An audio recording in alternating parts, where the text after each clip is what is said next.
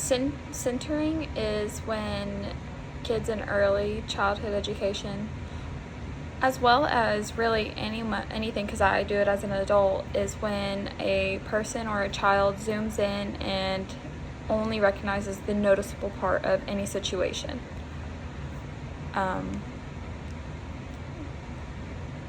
They don't think as a whole, but they get stuck in one and they just center on one thing, the one thing that they noticed. A real classroom example would be of how when we're doing a science experiment and we pour the color solution, which could be vinegar, into a cup full of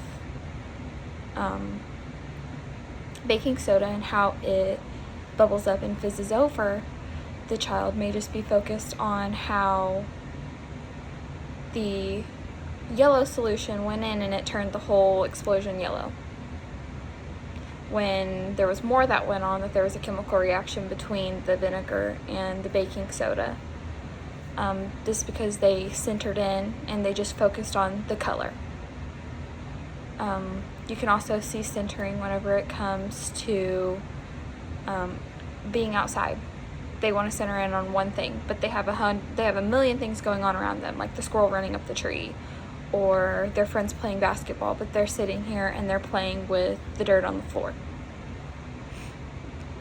Their attention spans are super short, so that's why they just focus in on one thing. Or when a truck passed by, that's the only thing that they remember from playing outside, is they remember a fire truck passing by, when in reality they did something big, like they did a milestone at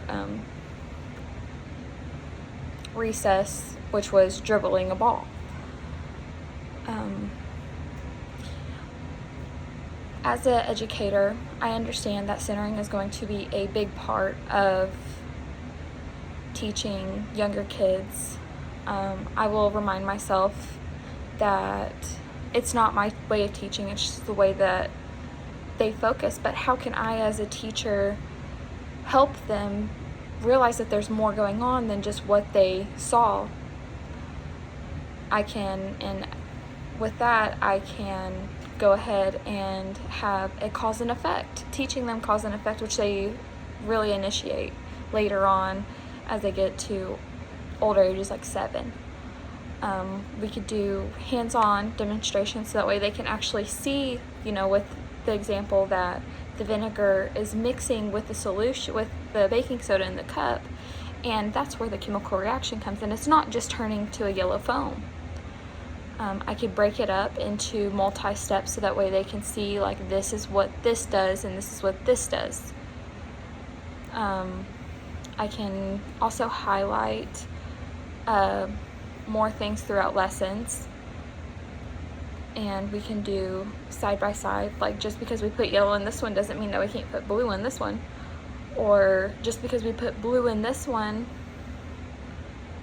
doesn't mean that because we put yellow in this one that they have separate reactions, that they both have the same reaction.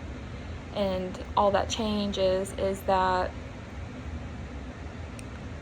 it's the color.